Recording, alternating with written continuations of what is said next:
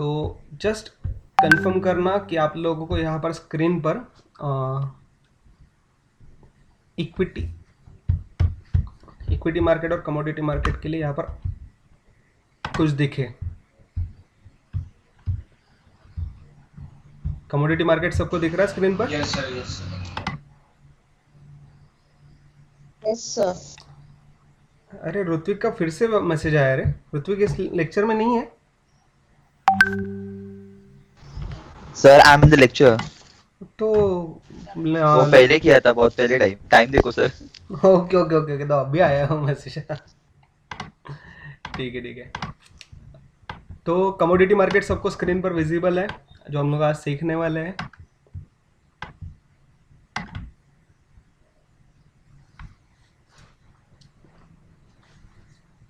Just everyone please confirm commodity market तुम लोगों को सबको दिख रहा है? Yes sir, yes. ओके, तो हम लोग को यस सर। यस जो सर। चीजें कमोडिटी मार्केट के लिए हमें सीखने हैं वो है यहाँ पर स्क्रीन पर आप लोगों को दिख रही है। हम लोग हिस्ट्री देखने वाले हैं, regulations, then type of commodities, then market कौन कौन सा है, देन कमोडिटी एक्सचेंज इंडिया में कौन कौन से हैं, उनमें से जो MCX और NCDX ये हमारे वेल नोन है, वो उनके बारे में हम लोग कुछ सीखेंगे। और किस तरह से प्राइस डिटरमाइन होती है ये हम लोग आज के लेक्चर में सीखने वाले हैं। लेक्चर मैक्सिमम 20 to 30 मिनट्स का ही रहेगा, ठीक है। उसके बाद हम लोग डिस्कस करेंगे। तो हिस्ट्री में सबसे पहले कमोडिटी मार्केट की हिस्ट्री के लिए हम लोग कंसिडर करते हैं यहाँ पर। तो देखो, चेक करो स्क्रीन पर, आप लोगों को दिख रहा होगा कि जो इवोल्यूशन है कमोडिटी मार्केट का वो 1875 में हुआ था। 1875 में जो हमारे बॉम्बे कॉटन ट्रेड एसोसिएशन थी ना, तो उन्होंने कॉटन की ट्रेडिंग स्टार्ट की थी।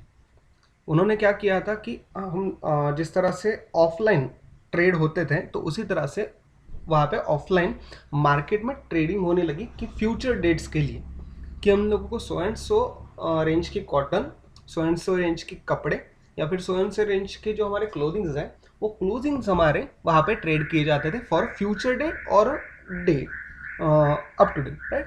तो ये जो सारे ट्रेडिंग थी वो 1875 में स्टार्ट हुई थी। सर आवाज, सर बोलो सर, बोलो बोलो।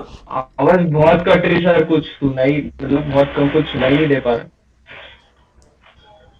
एवरीवन कंफर्म करो। Hello hello. हाँ सर, ब्रेक हो रही है। हाँ सर, यस ब्रेक हो सर। रही है। Yes sir. हाँ सर, ब्रेक हो रही है। बहुत बहुत ज्यादा सर। ओके, बहुत ब्रेक हो रही है सर जो बोला अभी कुछ भी सुनाई नहीं दिया सर। सर, बहुत ज्यादा ही ब्रेक हो रही है।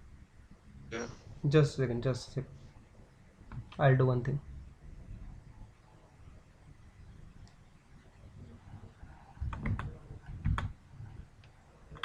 मैं स्ट्रीम बंद कर देता हूँ, सिर्फ रिकॉर्डिंग शुरू रखता हूँ, ठीक, तो शायद कुछ फर्क पड़े।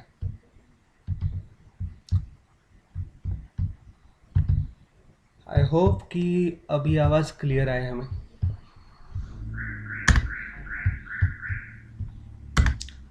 तो चलो नो सर, नहीं नहीं, मैंने कुछ बोला ही नहीं मेरी अभी। आवाज ब्रेक हो रही है। मैंने कुछ बोला अभी भी हो रही है। अरे मैंने कुछ बोला ही नहीं।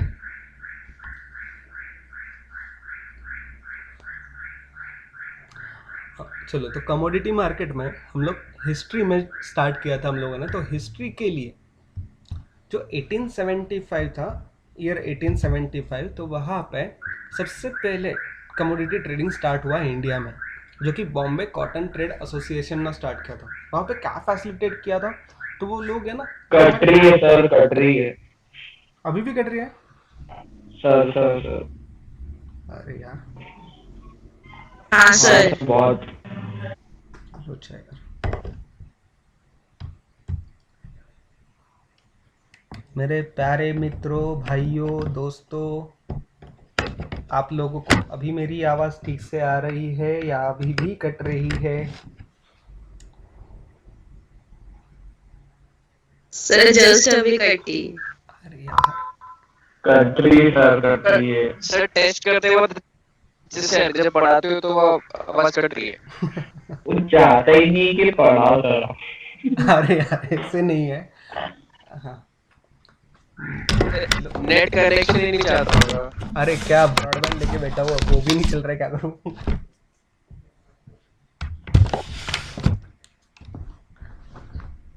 अभी देखो, अभी आ रही है क्या आवाज क्लियर? जरा थोड़ी बहुत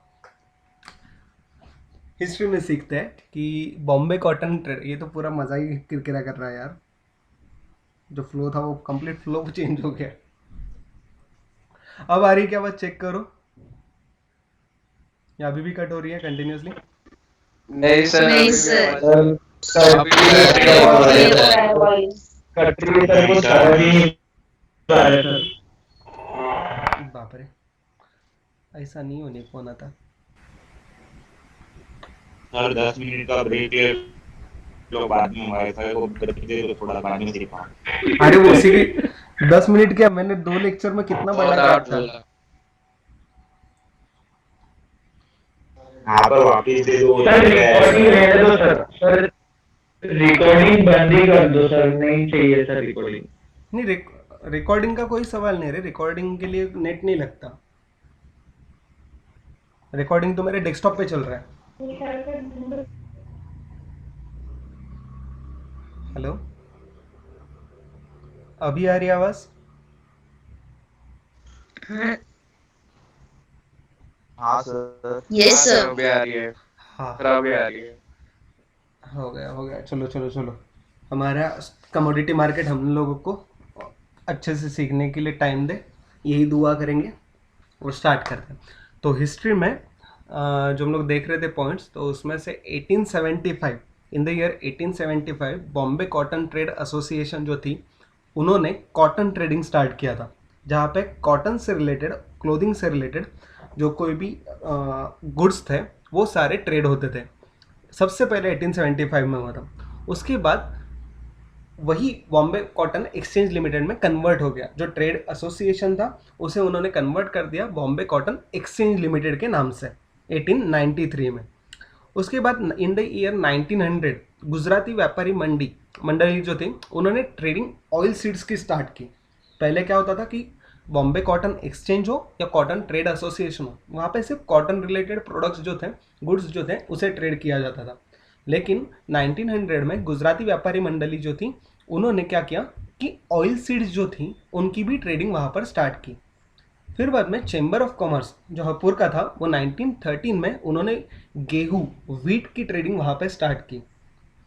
ऐसे करते करते 1919 में वहाँ पे कलकत्ता हसन एक्सचेंज लिमिटेड ने रॉ जूट और जूट प्रोडक्ट्स जो थे इनसे रिलेटेड, और साथ ही साथ व्हीट, ऑयल सीड्स और कॉटन से रिलेटेड ट्रेडिंग वहाँ पर शुरू की थी। जब ईस्ट इंडिया कंपनी इंडिया में आई बिफोर इंडिपेंडेंस, तो वहाँ पे उन्होंने इस कलकत्ता हसन एक्सचेंज लिमिटेड के साथ 1927 में वहाँ पे वहाँ पे उन्होंने एक एक्सचेंज सेटअप किया, जहाँ पे जो ऑर्गेनाइज, ये जो रॉ जूट था, वहाँ पर अब ये ऑर्गेनाइज फॉर जूट के लिए, जो जूट के प्रोडक्ट्स थे सिर्फ उसी के लिए वो ट्रेडिंग करते थे। फिर 1945 हमारे इंडिपेंडेंस से 2-2.5 साल पहले उन्होंने क्या किया कि ये कलकत्ता एक्सचेंज जो था, उनके साथ ईस्ट इंडियन कंपनी ने, जूट एसोसिएशन ने टाई अप कर लिया, और उन दोनों ने मिलके east Indian jute and hessian limited 1945 में एक एक्सचेंज प्लेटफॉर्म वहाँ पर सेटअप किया। ये एक्सचेंज प्लेटफॉर्म क्या करता था कि हमारे कॉटन या फिर हमारे ऑयल सीड्स या फिर हमारे व्हीट या फिर जूट प्रोडक्ट्स, इनके साथ साथ कुछ बेसिक मेटल्स जो थे उनकी ट्रेडिंग उन्होंने वहाँ पे स्टार्ट की। ऐसे करते करते धीरे धीरे उन्होंने क्या किया, तो अभी तक जो रेगुलेशंस में आते थे, तो जो कॉन्ट्रैक्ट्स थे, जितने भी सारे कमोडिटी मार्केट्स थे, उन कमोडिटी मार्केट्स को जो रेगुलेट करता था वो forward contract regulation act 1952 actually, यहाँ पे 1952 वहाँ पे डेवलप किया। कब? जब ईस्ट इंडिया कंपनी का 1945 के साथ कलकत्ता ट्रेड एसोसिएशन के साथ वहाँ पे टाई अप हुआ, और उसके बाद उन्होंने 1952 में आफ्टर इंडिपेंडेंस उसे मॉनिटर करने के लिए, रेगुलेट करने के लिए एक एक्ट बनाया। उस एक्ट में क्या प्रपोजल था? तो उस प्रपोजल में उन्होंने फॉरवर्ड मार्केट कमीशन प्रपोज किया था कि ये उसे रिकॉर्ड करेगा। ठीक है, तो ये फॉरवर्ड मार्केट कमीशन एग्जिस्टेंस में कब आया? तो 1953 इमीडिएटली सब्सिक्वेंट ईयर में। तो वो उनका क्या काम था कि वो सब कुछ जो कमोडिटी मार्केट में होने वाले ट्रेडिंग्स है उन ट्रेडिंग्स को वो रेगुलेट करेंगे। जब ये 1953 में एग्जीक्यूट हुआ या एग्जिस्टेंस में आया, एक्टिव हुआ, तब वो मिनिस्ट्री ऑफ कंज्यूमर अफेयर्स के अंडर आता था और वो यहाँ पर फॉरवर्ड मार्केट कमीशन जो MCA के अंडर आता था, मिनिस्ट्री ऑफ कंज्यूमर अफेयर्स, उसमें FMC that is forward market commission आता था। उनके अंडर कमोडिटी एक्सचेंजेस, कुछ नेशनल एक्सचेंजेस और कुछ रीजनल एक्सचेंजेस वहाँ पर रेगुलेट होते थे।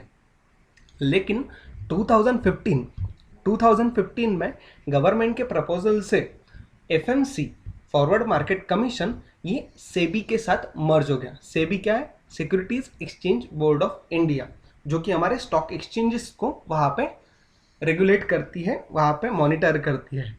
तो ये सारे जो FMC से रिलेटेड जितने भी सारी एक्टिविटीज़ हैं वो अब सेबी के साथ, सेबी के अंडर वहाँ पे एग्जीक्यूट होती है, राइट। तो ये सारी जितने भी रेगुलेशंस हैं, अब रेगुलेशंस सेबी नॉर्म्स जो हमारे 2015, 2017 और 2019 के हैं उनके हिसाब से फॉलो किए जाते हैं।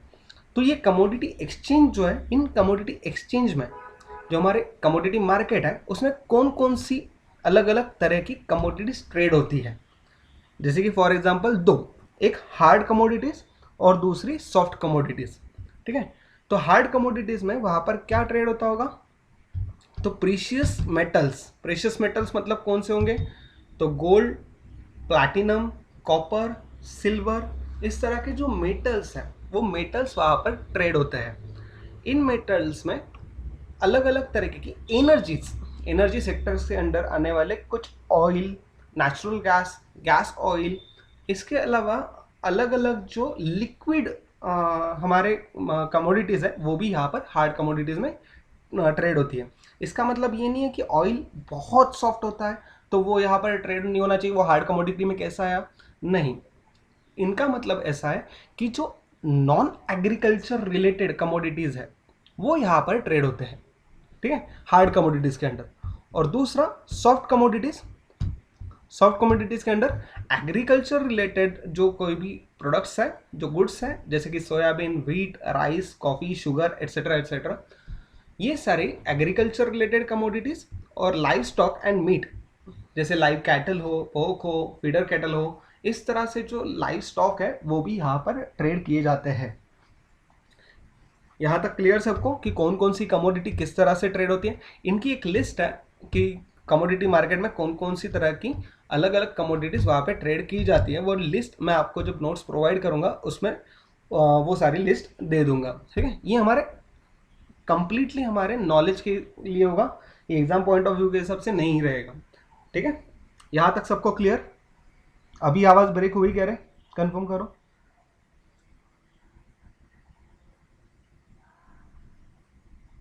हाँ सर, बीच बीच में हो रही है। हो रही है सर। हाँ सर हो रही है।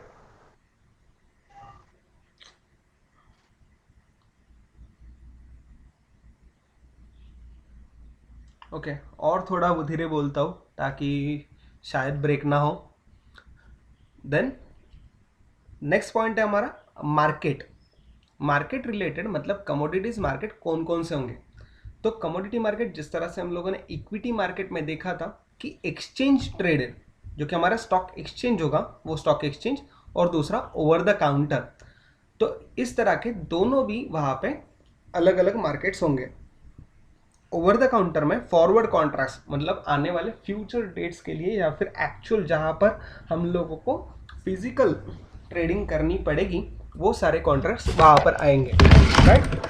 नेक्स्ट जो है हमारा वो एक्सचेंज ट्रेडेड, मतलब जिसमें फ्यूचर्स एंड ऑप्शंस, ये फ्यूचर, ऑप्शन और फॉरवर्ड कॉन्ट्रैक्ट क्या होते हैं ये हम लोग आने वाले कुछ चैप्टर्स में देखने वाले हैं, ठीक है। तो इनसे रिलेटेड हम लोग ज़्यादा डिस्कशन यहाँ पर नहीं करते हैं, सिर्फ आप लोगों को ये जानना ज़रूरी है कि मार्केट में, कमोडिटी मार्केट के अंदर ओवर द काउंटर और exchange traded, exchange stock exchange पे ट्रेड होने वाले, ये दोनों भी हमारे पास में मार्केट्स होते हैं।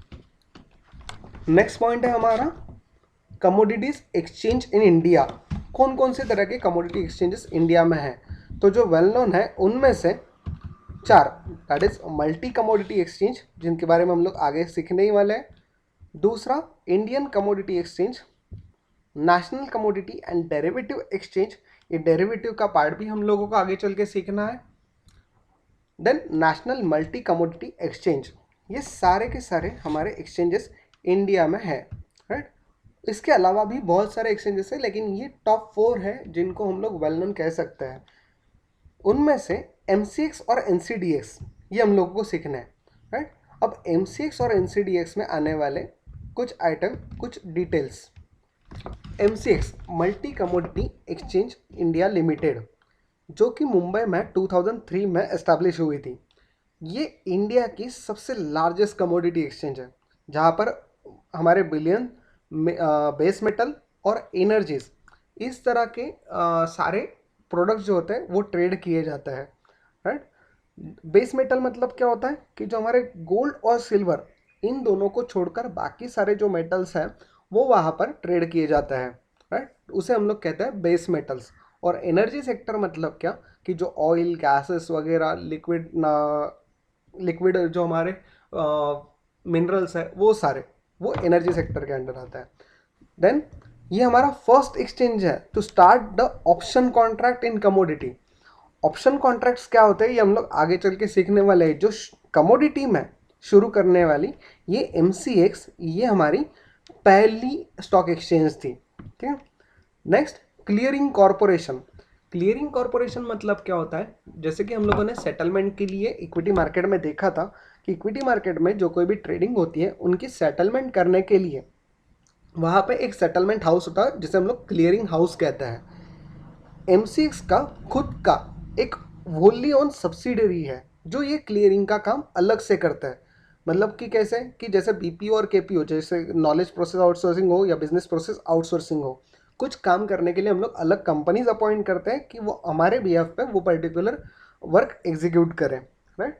तो इस तरह के जो क्लियरिंग के रिलेटेड जो कोई भी वर्क है वो multi commodity exchange India limited, that is MCX के MCXCCL clearing corporation limited, MCX clearing corporation limited, ये अलग से सब्सिडरी है जो इसे हैंडल करती है इस तरह के क्लियरिंग वर्क से रिलेटेड सारी एक्टिविटीज़ को। देन है SGF। SGF क्या है? ये सेटलमेंट फंड है।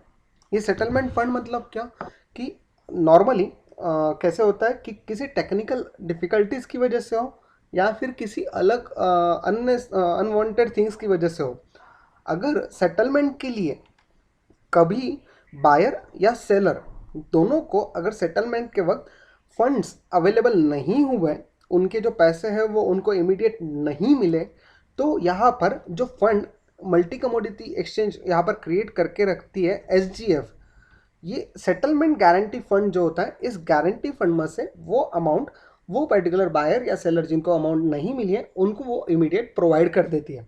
बाद में इंक्वायरी होती है, उसके लिए सारी जो इन्वेस्टिगेशन होता है, फिर बाद में वहाँ पे जो कोई भी गिल्टी होगा उससे वो अमाउंट रिकवर की जाती है और इस फंड में ऐड की जाती है। तो ये अलग से SGF MCX में मेंटेन होता है।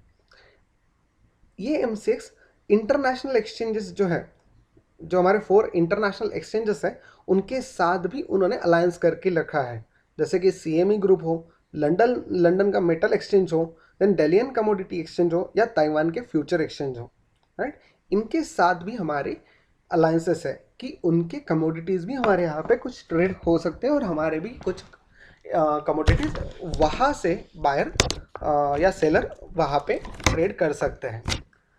देन दूसरा है national commodity and derivatives exchange limited. Again 2003 में मुंबई में ही एस्टैब्लिश हुआ है, लेकिन MCX में और इसमें क्या फ़र्क है? NCDX में मोस्टली एग्रीकल्चर रिलेटेड जो कमोडिटीज़ हैं वो ट्रेड होती है, वो ट्रेड की जाती है। इनमें आने वाले सिर्फ 2 ऐसे नॉन एग्रीकल्चर कमोडिटीज़ हैं जो कि है कॉपर और गोल्ड, राइट। कॉपर और गोल्ड हेज, ये जो कमोडिटीज़ है ये छोड़कर बाकी सारी कमोडिटीज़ जो है वो एग्रीकल्चर रिलेटेड कमोडिटीज़ है, राइट। एनसीडीएक्स के अंडर, ये एनसीडीएक्स मतलब क्या है, एक कंपनी है। उन कंपनी में जो हमारे शेयर होल्डर्स है तो वो हमारी बिग कंपनीज, बिग फर्म्स जो ऑलरेडी इंडिया में है, अलग अलग बैंक है, अलग अलग फाइनेंस कंपनीज है, वो सारी की सारी हमारी यहाँ पर शेयर होल्डर्स हैं। जैसे कि LIC, NABARD, NSC, Canara bank, PNB, CRISIL, then इस तरह के अलग अलग जो इंस्टीट्यूशंस हैं वो यहाँ पर हमारे लिए शेयर होल्डर्स हैं। साथ ही साथ में जो क्लियरिंग हाउस है, जिस तरह से MCX के लिए यहाँ पर क्लियरिंग हाउस अलग से उन्होंने सेटअप करके रखा था, MCX CCL, राइट। तो उसी तरह से NCDEX का जो क्लियरिंग हाउस है उनसे रिलेटेड जो डिफरेंट 12 बैंक्स है इंडिया में, जो अलग अलग 12 बैंक्स हैं, वो क्लियरिंग बैंक्स के लिए काम करती है NCDEX के लिए, जो क्लियरिंग सर्विसेज प्रोवाइड करती है। ऐसी सारी सर्विसेज जो MCX CCL multi commodity exchange में ऑलरेडी सब्सिडरी के तौर पे प्रोवाइड करती है। क्लियर? तो ये दोनों एक्सचेंजेस हो गए। उसके बाद नेक्स्ट पॉइंट आता है हमारा, how the price are determined. इससे सीखने से पहले मुझे आप लोग बताओ कि 11, 12 फर्स्ट ईयर हम लोगों ने जब भी कभी सीखा है कि किसी भी प्रोडक्ट की, किसी भी स्टॉक की, किसी भी शेयर की, किसी भी थिंग की प्राइस किस तरह से हम लोग डिसाइड करते हैं, किस तरह से उससे अफेक्ट होती है, किस तरह से वो अलग अलग तरीके की मूवमेंट्स उस प्राइस में आती है। चलो बताओ एक एक जन। Demand and supply, demand and supply. Very good, very good. Demand and supply, right. ये डिमांड एंड सप्लाई सिर्फ अकेला फैक्टर नहीं होता, तो उसमें आने वाले अलग अलग डिफरेंट ग्लोबल सिनारियो हो, एक्सटर्नल फैक्टर्स हो, या फिर स्पेकुलेटिव डिमांड हो, ये सारे फैक्टर्स भी वहाँ पर कंसीडर होते हैं प्राइस डिटरमाइन के लिए। अब सवाल आता है कि कमोडिटी मार्केट और स्टॉक एक्सचेंज, इनमें ज़्यादा फ़र्क क्या है?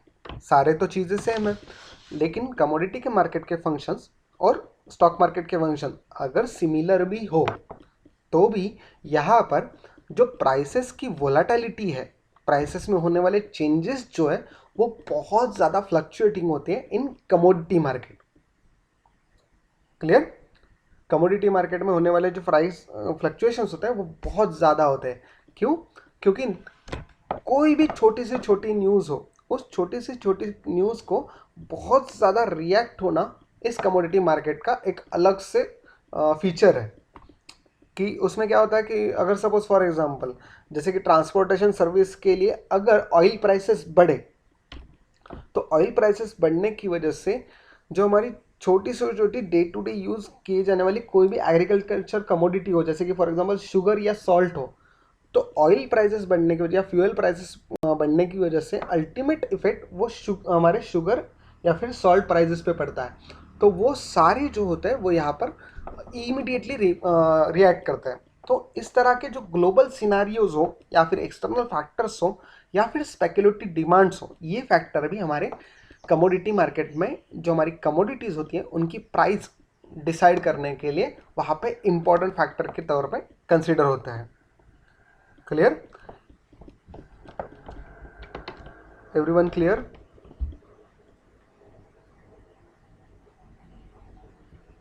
Yes. Yes sir. Okay, once again commodity market और इक्विटी मार्केट जो हम लोगों ने कल और आज पढ़ा है वो completely exam point of view के हिसाब से इम्पॉर्टेंट भी है, लेकिन सिर्फ इंफॉर्मेटिव है। उसके लिए लगने वाला डीप नॉलेज हम लोगों को एग्जाम पॉइंट ऑफ व्यू नहीं चाहिए। ठीक है? तो ऐसे अचानक से एकदम डर मत जाना सब लोग कि ये कम्प्लीटली नए चैप्टर से हमारे लिए हम लोगों को कैसे आंसर्स आएंगे, कैसे हम लोग लिख सकेंगे।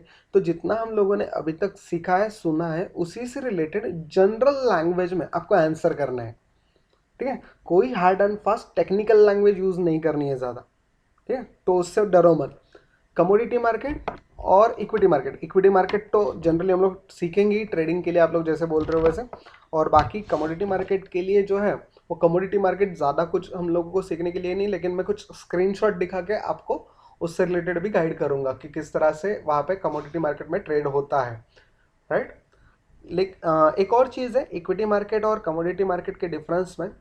इक्विटी मार्केट जो होता है उनका जो टाइमिंग होता है वो सुबह 9:15 से लेकर दोपहर के 3:30 तक रहता है, राइट। लेकिन कमोडिटी मार्केट के लिए जो टाइमिंग है वो सुबह 10 बजे से लेकर रात के 11:45 बजे तक होता है। मतलब इतना बड़ा टाइम स्पैम भी मिलता है और हाई वोलेटिलिटी होती है। और जो हमारे ट्रेडिंग के ऑप्शंस हैं, जिस तरह से हम लोग कैश ट्रेडिंग करो या फ्यूचर ट्रेडिंग करो, मार्जिन ट्रेडिंग करो, ऑप्शन ट्रेडिंग करो या फॉरवर्ड कॉन्ट्रैक्ट्स होंगे, उन सभी के लिए हमें पर्टिकुलर डे में ट्रेड करने के लिए बहुत ज़्यादा टाइम मिलता है। और हाई वोलेटिलिटी होने की वजह से हम लोग को इंट्राडे में ज़्यादा मार्जिन भी हम लोग या ज़्यादा प्रॉफिट भी हम लोग कमा सकते हैं। तो ये हुआ कमोडिटी मार्केट। अब बताओ मुझे कि अभी आवाज़ लैग हुई क्या?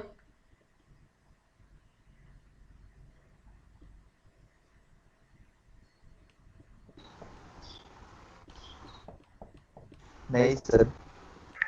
नहीं सर। नहीं सर। ओके ओके, ठीक है।